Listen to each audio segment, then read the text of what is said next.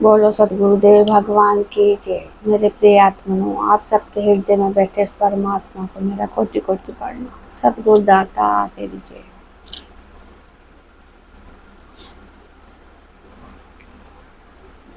तो कल की वीडियो में मैंने आपको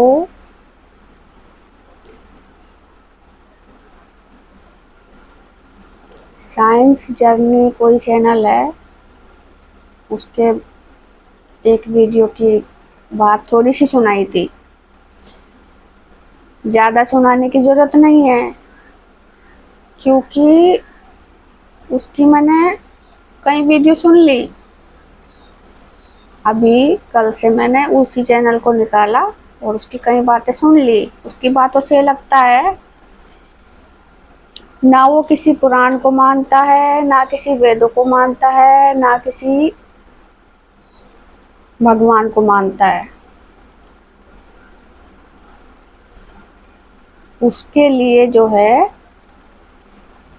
सब गप है लिखी हुई, ठीक है। गप मानता है वो।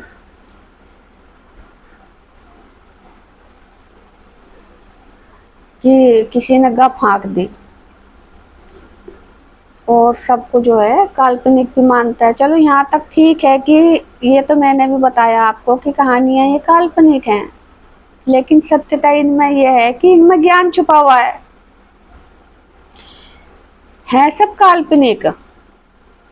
जो देखने में आता है ऐसा कुछ नहीं है, कोई देवता नहीं है, कोई परमात्मा देखने में नहीं आता। इस काल्पनिक कथाएं हैं ये बात सही है, लेकिन ये कुछ है ही नहीं, ऐसा भी नहीं है। इनमें ध्यान छिपा हुआ है, इन कहानियों में ज्ञान छिपा हुआ है, इन कहानियों में।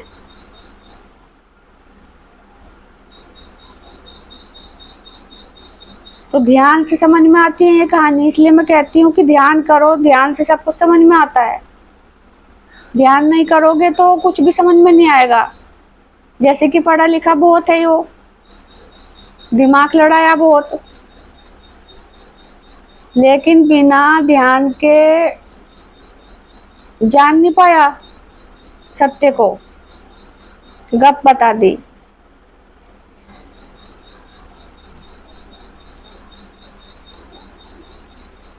जैसे दूध में घी छिपा हुआ होता है ना, माखन, इसी तरह इन कहानियों में ज्ञान छिपा हुआ है। और दूध को मथने के बाद मक्खन निकलता है। तो इस सांसों की मथनी को मथ के ध्यान करोगे तब ये ज्ञान प्रकट होगा आपके अंदर।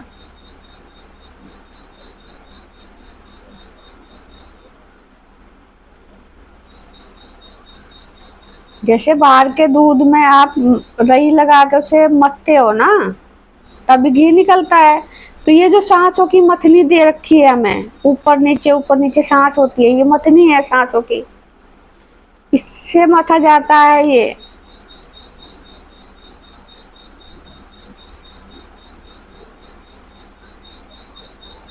ध्यान, तब ये वीर्य रूपी मणि ऊपर जाती है। जब ये ऊपर चली जाएगी तभी आत्मज्ञान होगा, तभी ब्रह्म ज्ञान होगा। उस ब्रह्म ज्ञान के बाद, आत्मज्ञान के बाद आपको ये कहानियां समझ में आएगी, इससे पहले नहीं समझ में आएगी। और इसीलिए मैंने वो जो महाभारत की कहानी बताई या रामायण की बताई, क्योंकि मैं देखती हूँ वीडियो में कि आप कितने देखने वाले हो। अभी मैंने छोड़ दी, तो अभी मैं इन कहानियों को, इन जो ये बताने वाले हैं वेदों के ज्ञाता, इनकी इसलिए वीडियो पहले ली मैंने, क्योंकि कुछ तो विश्वास जमे। लेकिन इसके बाद मैं तुरंत महाभारत की कहानियों में भी आऊंगी और पुराणों की कहानियों में भी आऊंगी, उनके मतलब बताऊंगी। जैसे मैंने होलिका का बताया, क्या मतलब था। तो होली, ये जो सिंगिका थी, ये हमारी वासना ही तो है, वासना ही तो जलती है साधना के द्वारा। तो जो ब्रह्मांड में वो हमारे अंदर भी हैं। ये किसी नवग्रह को भी नहीं मानता, और मेरी वीडियो में जो जो भी मैं बनाऊंगी इन सब के बारे में बताऊंगी धीरे धीरे सब कुछ। और कोई सुनो तो सही, तभी तो समझ में आएगा कि इनकी सच्चाई क्या है, कहानियों की, रामायण की, महाभारत की। सारा समझ में तो आपके ध्यान के बाद ही आएगा, लेकिन कुछ तो समझ में आएगा। जिस नजरिए से मुझे दिखता है, हो सकता है आपको उस नजरिए से ना दिखे, क्योंकि आपका ध्यान तो अभी लगा हुआ नहीं है ना।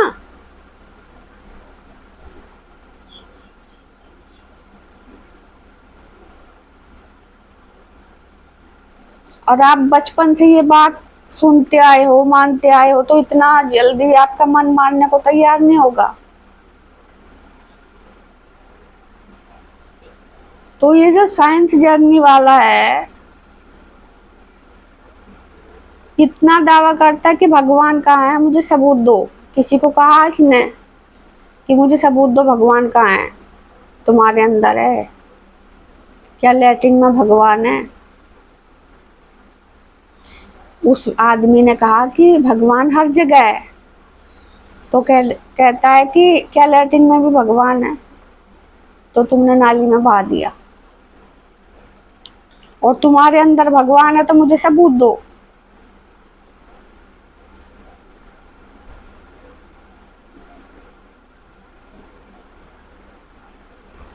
पहली बात तो ये बोलने में इतना माहिर है कि दूसरे की बात बीच बीच में काट देता है, सुनता नहीं है। जो इसे खुद कहना होता है वो कहता है, दूसरे की पूरी बात क्लियर नहीं होने देता। इसलिए लोग पीछा छुड़ा के इसे भाग जाते हैं। लेकिन जैसे सबूत मांग रहा है कि मुझे सबूत दो तुम्हारे अंदर भगवान है, तो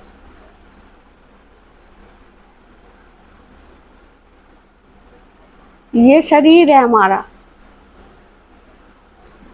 जिस दिन इस शरीर से आत्मा परमात्मा निकल जाएंगे, आत्मा भी परमात्मा का अंश है, और जीवों में आत्मा है, अंश उनमें भी है ना परमात्मा का, आत्मा अंश ही तो है परमात्मा का। लेकिन साक्षात परमात्मा पूरा मनुष्य के शरीर में है। जिस दिन ये निकल जाएगा, शरीर तो उसका रहेगा। क्या वो देख सकेगा? क्या वो खा सकेगा? क्या वो सूंघ सकेगा? क्या सुन सकेगा? क्या चल सकेगा? कोई भी काम कर सकेगा वो उस शरीर से? और किसी ने शरीर, जब ये शरीर मरता है, किसी ने आत्मा परमात्मा को जाते देखा है? अल्ट्रासाउंड और एक्सरे होते, किसी ने उसमें एक्सरे में किसी ने परमात्मा आत्मा को देखा है? मरने के बाद निकलते देखा है किसी ने?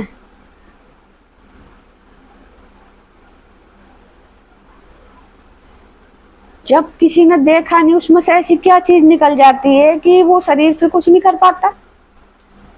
और रहते रहते जो सब कुछ ठीक ठाक चल रहा है शरीर में, देख भी रहे हैं, सुन भी रहे हैं, खा रहे हैं, पी रहे हैं, हमारा हर काम हो रहा है, तो वो सत्ता कौन सी है इस शरीर में? कौन चला रही है उस सत्ता को? इस शरीर को कौन चला रही है? वो कौन है इस शरीर के पीछे जो चला रहा है आपके शरीर को? शरीर के मरने के बाद चीर फाड़ करके देखो, उसमें क्या निकलेगा? कुछ।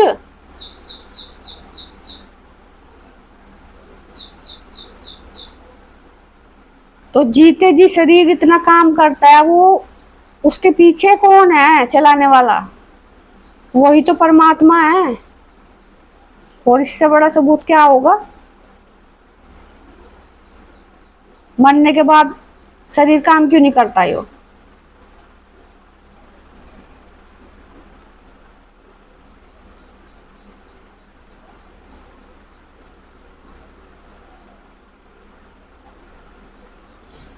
और पूरा सबूत तो इसको देखो, जो साधना करेगा वो अपने अंदर की बात दिखाने में नहीं आती, दिखा नहीं सकता कि परमात्मा हमारे अंदर प्रकट है।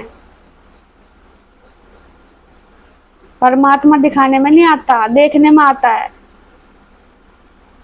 तो जब आप साधना करोगे, मेरी बात पे यकीन करोगे, तो आपको परमात्मा मिलेंगे 100%, दिखेंगे आपको। आत्मा भी दिखेगी और परमात्मा भी दिखेगी। आपको मेरी बात पे यकीन नहीं आ रहा है ना? एक मिनट, आप सौगंध पे तो विश्वास करते होंगे।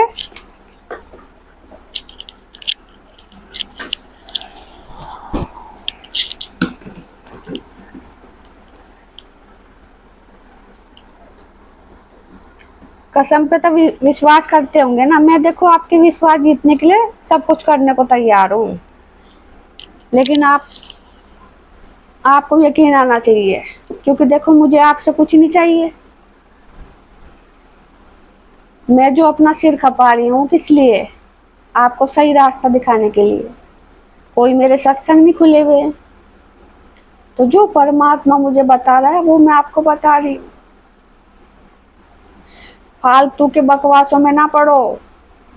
इतनी कॉल जा रही है उनकी, इतना आपका टाइम बर्बाद हो रहा है। वो उल्टा सीधा कहता है तो आपका दिमाग खराब हो रहा है। जितना दिमाग खराब करोगे परमात्मा से दूर। टेंशन पल्ले पड़ेगी कि मुझे क्या कह दिया किसी ने। तो परमात्मा देखने में आता है और आत्मा भी देखने में आती है। जैसे अदालतों में गीता की कसम खाते हैं ना,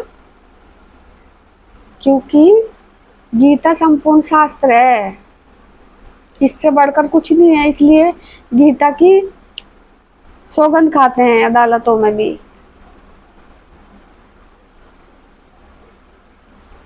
क्योंकि गीता में परमात्मा का संदेश है, कैसे पाया जाता है वो सबका निचोड़ है इसमें। उपनिषद पुराण सबका निचोड़ गीता में है। आपके यकीन दिलाने के लिए देखो, मेरे पे ज्यादा बहस करनी नहीं आती, मैं ना किसी के साथ बहस करनी चाहती हूँ। बस मेरे तो यही है कि मैं आपको सही रास्ता दिखाना चाहती हूँ।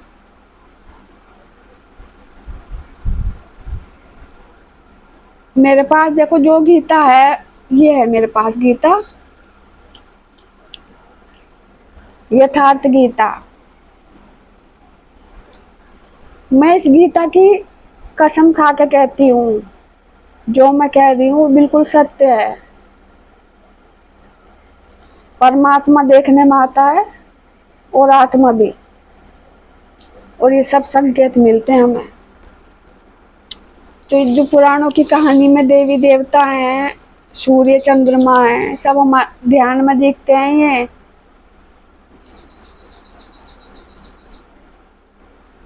और सारे देवी देवता हमारी इंद्रियों में वहां से प्रकट होते हैं सब। तो लोगों ने इसको बहस का कारण बना दिया।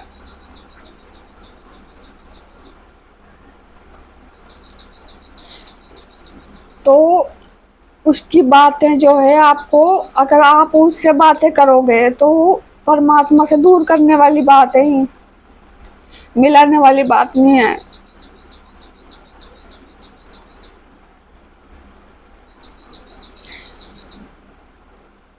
तो उससे सवाल जवाब करने बंद कर दो। अगर आपको मेरी कसम पे विश्वास है तो उससे बातें करनी बंद कर दो।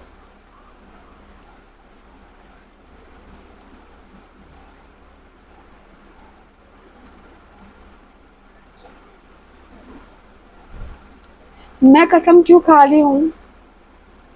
मुझे कुछ लोभ है आपसे?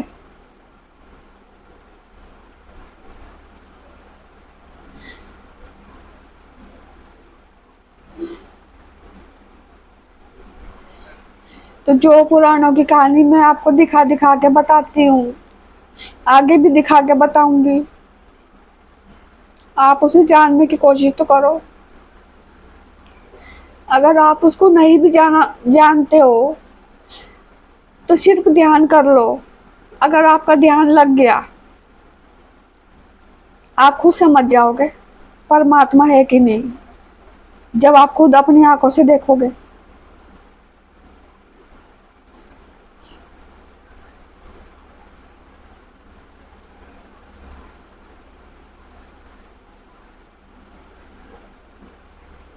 तब आपकी ये कहानी भी सारी समझ में आएगी, गीता भी समझ में आएगी, पुराण भी समझ में आएगी, सब कुछ समझ में आएगा।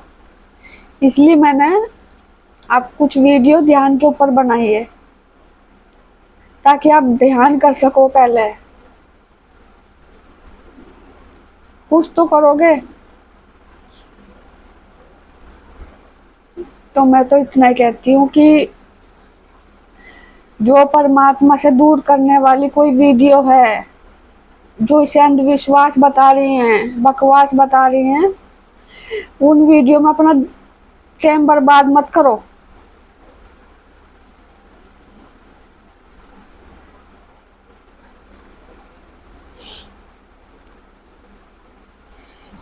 ये जो देवताओं के रूप में समझाया गया है,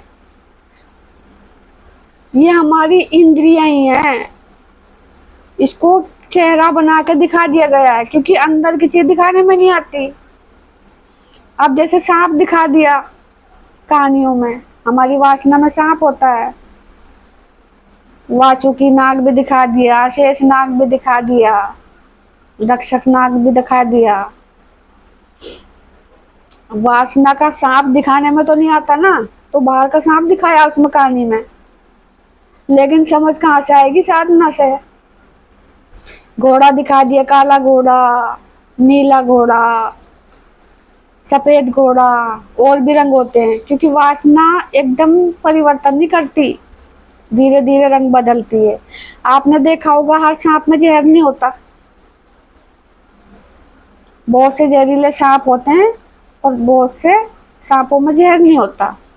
कि वासना सांप का रूप है, लेकिन जब ये वासना प्रकृति में बहेगी तो बहुत जहरीली होगी। वो इंसान को डस लेती है। ये डसने का मतलब है प्रकृति में पहुंचा देती है, परमात्मा से दूर करके प्रकृति में। और जिस सांप में विष नहीं होता, वो हमारी सुधरी हुई वासना, वो परमात्मा तक पहुंचाती है, अमृत तक ले जाती है। सांप में मणि बताते हैं ना, मणि होती है, तो वो मणि हमारी वीर तो है, वो यहाँ चढ़ जाता है तो परमात्मा मिल जाते हैं। मणि में क्या होता है? प्रकाश दिखाते हैं ना, मणि में क्या होता है? प्रकाश। तो वो प्रकाश ही तो परमात्मा है। परमात्मा इंसान की मूर्त में नहीं है। जब आप अपनी आंखों से देखोगे तब आपको पता चलेगा, तब मेरी बात पे यकीन आएगा आपको।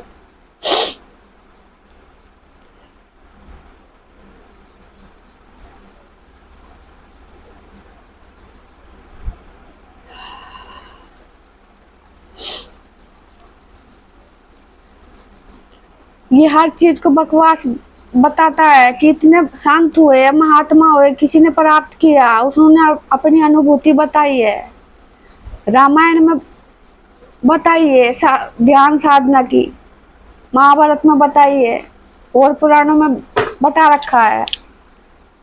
भक्त प्रहलाद, भक्त और भगवान की कहानी है तो सब हकीकत ही, लेकिन अंदर की हकीकत है, वो बाहर की नहीं, वो अंदर की कहानी है। सब अंदर की कहानी है, बाहर का कुछ नहीं है। कोई कहानियों के पात्र बाहर के नहीं है।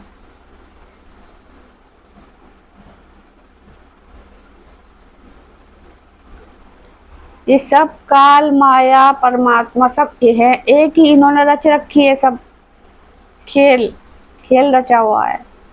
अब जैसे कल की अवतार की सब आप इंतजार कर रहे हैं, कल की का घोड़ा देखो वहां राजस्थान में तैयार हो गया पहले से ही। उसके घोड़े की एक पिछली जो टांग है बाईं तरफ की, उसमें चोट का निशान भी है। वो चोट किसी पे भरा नहीं, छोड़ दिया गया वो ऐसे ही। राजस्थान क्या है? वासना। राजस्थान वासना के स्थान को कहते हैं। इसी पे तो ये वासना हम पे राज करती है,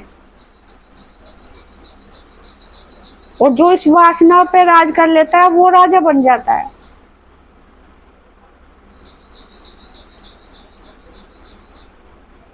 इसीलिए राजा दशरथ राम के पिता थे।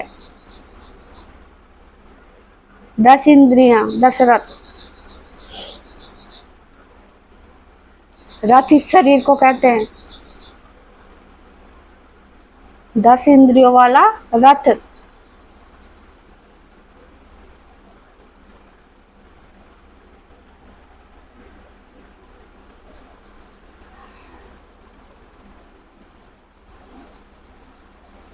तो ये संत महात्मा, ये किताब, ये पुराण को झूठ थोड़ा ही कहेंगी, फंसाएगी जरूर, क्योंकि उलझन है इनमें। समझ में नहीं आती,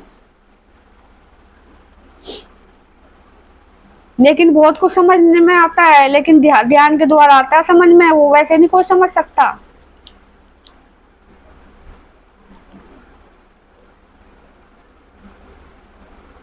अब जैसे इससे पहले जो वीडियो बनाई उसमें घोड़ा दिखाया, सर्प दिखाया, कि वो कहता है साइंस जर्नी वाला कि उसमें सांप की भी जरूरत पड़गी, उसमें पंछी की भी जरूरत पड़गी, वो घोड़ा भी बांधा गया खंबे से। खंबा देखो हमारे शरीर की जो रीढ़ की हड्डी है, इसी में सातों चक्र होते हैं। वो खंबे की जैसे सिद्धि होती है कि नहीं होती है, तो चक्र इससे शुरू होकर ऊपर जाते हैं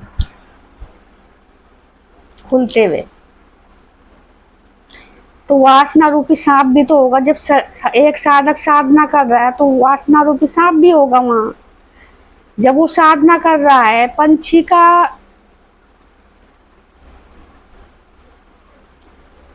काग भुसंडी भी इसी जगह पे है, वासना वाली जगह पे। वो जो पंछी सांसों द्वारा, गरुड़ पंछी लगा लो, वो उड़ती है, सांस हमें, सांस उड़ती है ना, इसलिए तो हनुमान उड़ते थे। राम लक्ष्मण उड़ते हुए क्यों नहीं दिखाए? सीता उड़ती हुई क्यों नहीं दिखाई? सांस उड़ती है।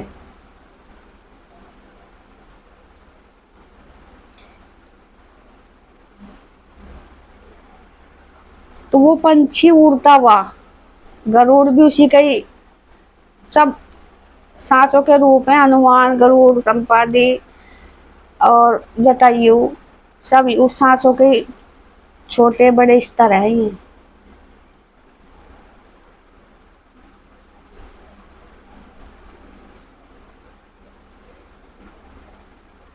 धीरे धीरे तो इसका परिवर्तन होता है सांसों का भी। एकदम से चोटी पर थोड़े चढ़ जाएगा पर्वत पर, एकदम संजीवनी थोड़ी मिल जाएगी, एकदम अमृत थोड़ी मिल जाएगा। मंथन करने में टाइम लगता है। तो सबसे पहले जटायु, जटायु की मृत्यु इसलिए हो जाती है कि इसमें सांसों में इतनी शक्ति नहीं होती उस टाइम पे, वासना जीत लेती है उसे। तो रावण ही तो मारता है जटायु को।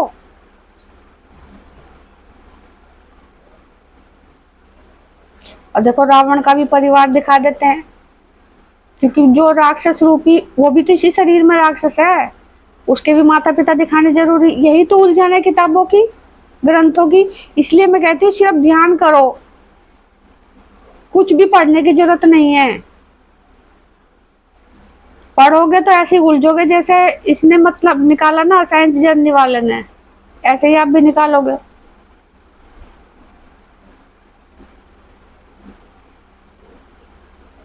तो सबसे जरूरी है ध्यान। ध्यान अनपढ़ भी कर सकता है,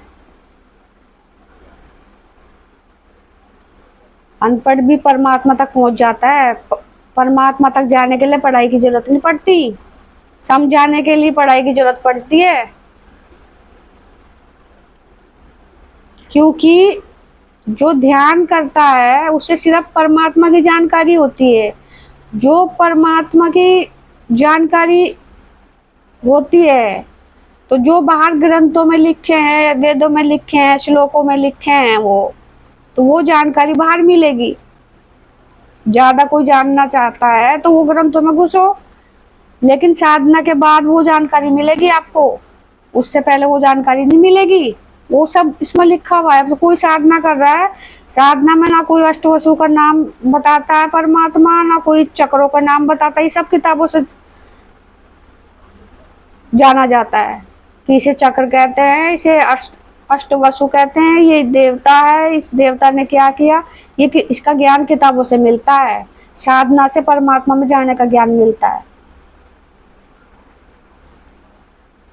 तो मेरे पास तो किताबों की कोई सुविधा है नहीं, कोई ग्रंथों की सुविधा नहीं। मैं तो पहले बताया, मैंने सिर्फ ये गीता है यथार्थ, यही पढ़ी मैंने 1-2 बार बस, बाकी ध्यान किया।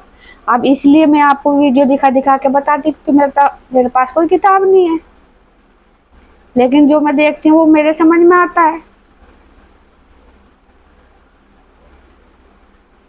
इसलिए मैं वीडियो को दिखाती हूँ आपको। अब जो मेरी बुद्धि देख रही है, मेरी नज़र देख रही है, हो सकता है आपकी नज़र वो ना देख पाए, इसलिए ध्यान करो, मेरी बात पे यकीन करो और ध्यान करो। ध्यान से सब कुछ संभव होता है।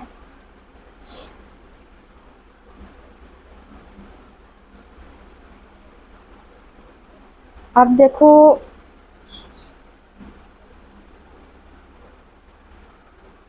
जो सत्संग आप बताते हो बाहर, जो सत्संग लगा के बैठते हैं, वो आधी अंग्रेजी बोलते हैं, आधी वो संस्कृत बोलते हैं, लेकिन उस सत्संगों में जाने में जो जाते हैं उसमें अनपढ़ भी तो जाते हैं। उनकी ना अंग्रेजी समझ में आती है, ना संस्कृत समझ में आती है।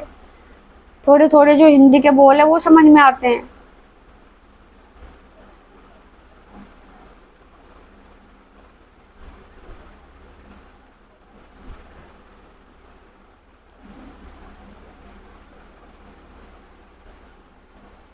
इसलिए मुझे बाहरी किताबों का ज्ञान नहीं है, लेकिन जो मैं बोलती हूँ वो एक अनपढ़ के भी समझ में आएगी।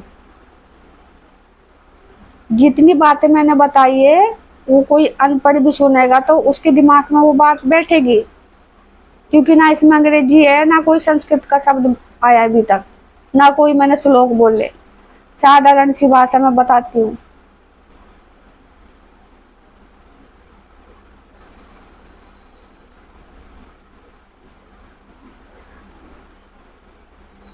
अब कसम से बढ़कर कुछ नहीं है।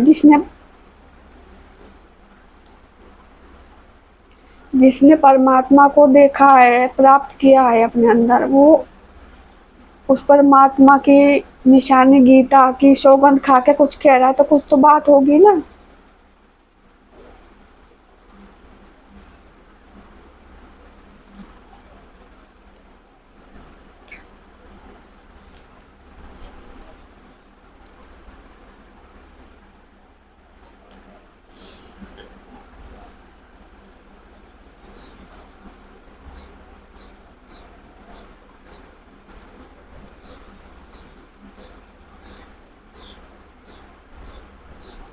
तो पंछी जो है हमारी सांस, वासना रूपी सांप, और पंछी हमारी सांस और घोड़ा भी हमारी वासना। उस घोड़े को काटा 3 तलवार से, उस वीडियो में बताया मैंने पहली वाली में, 3 तलवार से घोड़े के तलवार से 3 तलवार से घोड़े को काटा। 3 तलवार का मैंने बताया, तामसिक, राजसिक और सात्विक गुण। जब ये तीनों गुणों को पार करता है इंसान, तभी वो वासना रूपी घोड़ा कटता है। अब उसने बताया कि वो घोड़े के साथ सोई घृणा रहित मन से। जब साधक को पता हो जाता है कि वासना कितनी खतरनाक है, ये हमें प्रभु से अलग कर देती है।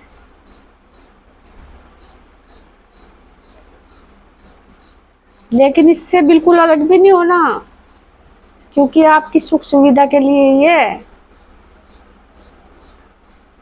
क्योंकि गीता में भी लिखा हुआ है गंध, दृश्य, रस,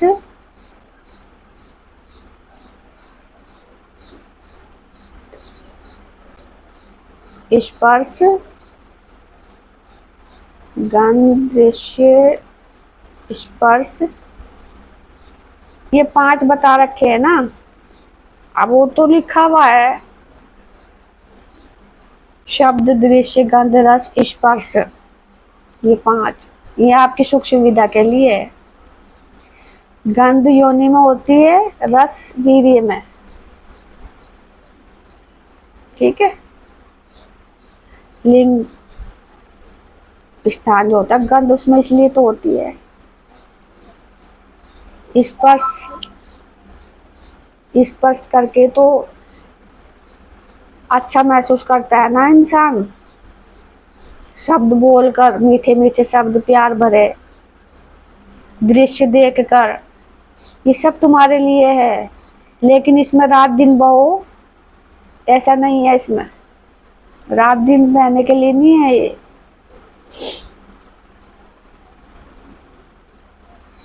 तो हर कहानी वासना से लेके क्यों है? कोई भी पुराणों की कहानी है, ऐसी कोई कहानी नहीं जिसमें वासना ना हो, सब वासना से रहित है। क्योंकि ध्यान इसी से शुरू किया जाता है और इसी को मानने से परमात्मा मिलते हैं।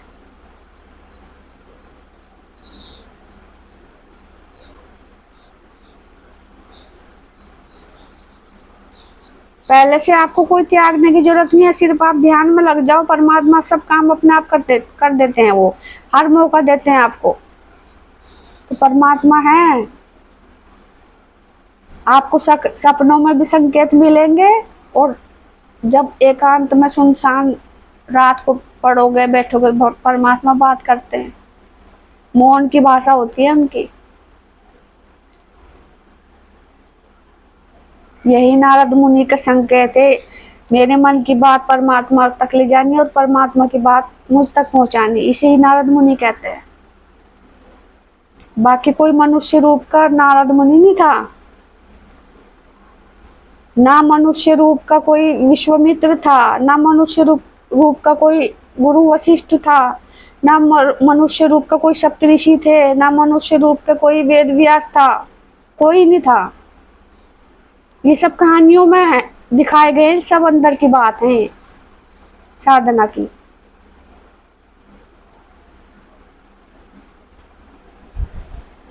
तो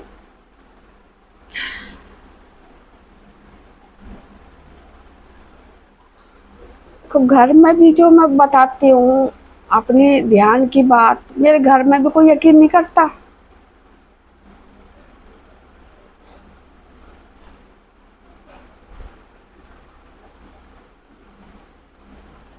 इसलिए आप लोगों के आगे मैंने आज कसम खाई है।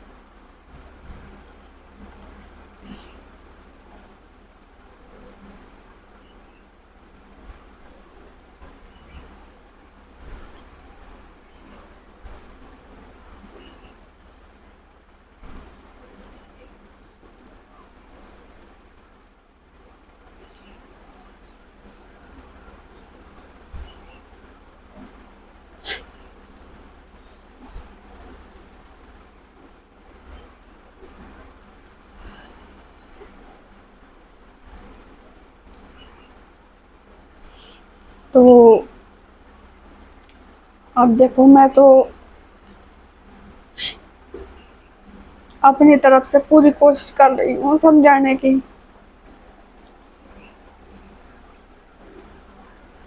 आप समझो ना समझो, ये आपके ऊपर है।